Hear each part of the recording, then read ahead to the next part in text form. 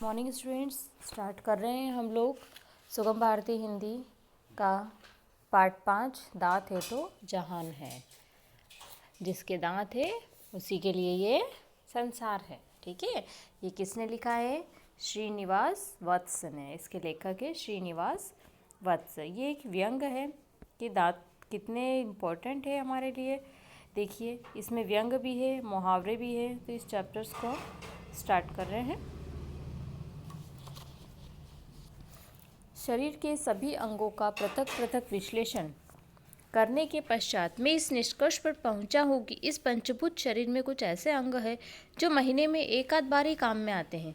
मैंने पूरे माह शरीर के प्रत्येक अंग द्वारा निष्पन्न किया कार्य का आंकड़ा तैयार किया और पाया कि यदि शरीर में एकाध अंग का बोझ कम हो भी जाए तो कोई अंतर नहीं आएगा, क्योंकि परमात्मा ने इसमें कुछ चीज़ें तो मात्र सजावट के लिए ही लगा रखी। उदाहरणार्थ बाल। अब आप ही बताओ, क्या गंजे आदमी की कार्य क्षमता किसी बालों वाले से कहीं कम है? फिर बाल हो या ना हो, कोई विशेष अंतर तो पड़ता ही नहीं। अर्थात अगर आप सर पे बाल नहीं होंगे तो भी कोई इफेक्ट नहीं पड़ना है, बाद में आ जाएंगे। अगर आप एक बार सारे बाल हटवा देते हो तो फिर आ जाते हैं, तो उन बालों को कोई इफेक्ट नहीं पड़ता है। इसके विपरीत कुछ अंग ऐसे हैं जिसकी आवश्यकता हर क्षण बने रहते हैं। लोग कहते हैं आंखें है तो जहान है, परंतु मेरे सर्वेक्षण में आंखों को इतना महत्व नहीं दिया जा सकता। आंखें सिर्फ देखने के काम आती है। मैंने 2/3 उम्र इनसे काम ले लिया और इनमें से जो जो चीज़ें या हालात देखे उन्हें देखकर इस निर्णय पर पहुंचा हूँ कि अब और कुछ देखने को जी नहीं चाहता। छल फरेब से भरी दुनिया देख ली, शोषण देखा, अन्याय देख लिया। अब यदि 1/3 उम्र बिना कुछ देखे भी गुजर जाए तो क्या फ़र्क पड़ेगा? मैं शांति प्रिय आदमी हूँ, अतः कोई आँख दिखाता भी है तो चुपचाप उसकी आँख देख लेता हूँ। क्या दिया है आपको कि अगर कोई आँख दिखाएगा तो चुपचाप उसकी आँख देख लेना।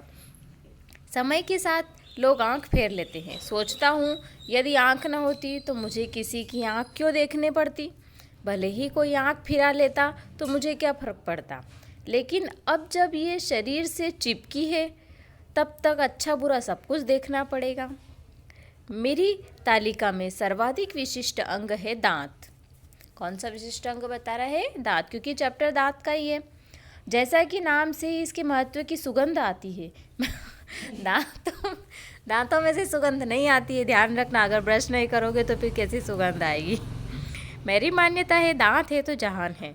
जैसे सांप के दांत निकाल दो, फिर सांप का सर्पत्व ही नष्ट हो जाता है। कुत्ते के दांत न हो तो वह कितना ही भौंकता रहे, कौन डरेगा? इसी तरह यदि मनुष्य के मुंह में है, इंटरेस्टिंग चैप्टर, यदि मनुष्य के मुंह में दांत नहीं होता तो उसका जीवन निरर्थक हो जाता। पता है ना, बिना दांत वाले कैसे बोलते हैं? भले ही आप किसी को दांतों से काटो मत, पर इसका मनोवैज्ञानिक प्रभाव तो बनता ही रहता है। उसके मुंह में दांत है। जब बंदर घुड़की देता है तो वह दांतों की लंबाई चौड़ाई दिखा देता है। देखा है, बंदर जब बोलता है तो उसके दांत की लंबाई चौड़ाई पता चल जाती है, और घुड़की वाला प्राणी स्वतः 2-4 गज पीछे हट जाता है। जिस आदमी के जितने लंबे दांत होते हैं मैं उसे उतना ही आदर देता हूँ। लंबे दांत होने का सबसे बड़ा लाभ यह है कि इससे लोग उसके हंसमुख या रुंदनमुख होने का अंदाज़ा नहीं लगा सकते। खुशी या गमी के अवसर पर उसको चेहरे के हाव भाव बदलने की आवश्यकता नहीं होती। क्यों नहीं होती? क्योंकि दांत हमेशा लंबे बाहर की तरफ दिखाई देते रहे। अब वो रो रहा है या उदास है या क्या है, कोई फ़र्क नहीं पड़ता। जाकी जैसी भावना जैसी वाली बात यहाँ पूर्ण रूपेण चरितार्थ हो जाती है। खुशी के अवसर पर आपको लंबे दांतों वाला आदमी न हंसते हुए भी नजर आएगा। इसी तरह शोक सभा अगर शोक सभा में है तो उसके दीर्घदंत स्वतः रुंदन का दरिया बहा देते हैं। कहते हैं हाथी के खाने के दांत और तथा दिखाने के दांत और होते हैं। हाथी ने दांतों के महत्व को समझा होगा, तभी तो दांतों का डबल सेट करवाया। देखा ना क्या कहा है कि हाथी ने दांतों को, क्या हाथी के 2 दांत ही बाहर दिखाई देते हैं, बाकी जो इन दोनों दांतों से नहीं चबाता जो बाहर दिखते हैं। जो उसके मुंह में दांत होते हैं वो उससे चबाता है। जब उसने लंबे दांत वाले मनुष्य से प्रेरणा लेकर ऐसा किया होगा। दांतों के बिना मनुष्य न तो रो सकता है और न ही हंस सकता है। हमें जब प्रभावित हो हम जब भी किसी से प्रभावित चीज कोई चीज़ मांगनी होती है तो पहले दांत खिसकाकर हल्का मुस्कुराना पड़ता है। मुस्कुराना पड़ता है आपको किसी से कोई चीज़ मांग दे, ताकि दाता प्रभावित हो। अब यदि दांत ही नहीं होंगे तो खिसकाएंगे क्या? ऐसे ही आश्चर्यजनक दृश्य को देखकर दांतों तले उंगली दबाना आवश्यक होता है। तात्पर्य हुआ कि आश्चर्यजनक दृश्य वही व्यक्ति देख सकता है जिसके मुंह में उंगली दबाने के लिए दांत हो। जिसके मुंह में उंगली दबाने के लिए दांत नहीं होगा तो मुंह खुला कैसे करेगा वो? कुछ भी पता नहीं चलेगा। सर्दी का अंदाज दांत किटकिटाने से लगता है, ठीक है। ठंड ज़्यादा लगती है तो क्या करोगे? दांत किटकिटाएंगे तभी पता चलेगा। शीतलहर में लोग दांत किटकिटाकर ठंड पर अपना गुस्सा झाड़ते हैं। अब जो बेचारे दंत विहीन हैं वे इस सुख से भी वंचित हैं। मतलब जिसके पास दांत नहीं है वो क्या किटकिटाएंगे दांत को? सोना, लोग दांतों में सोने चांदी के तार जड़वाते देखे आपने किसी किसी के दांतों में सोने या चांदी के तार, जब वे इस बात का घोतक है कि लोग अपने दांतों को सोने चांदी से भी अधिक महत्वपूर्ण मानते हैं। फिर माने भी क्यों नहीं? आखिर दांत ही तो शरीर का सबसे वफादार अंग है। आकार के अनुसार दांत के दो प्रकार है। अब देखो आकार के अनुसार कौन से प्रकार है? दो प्रकार है।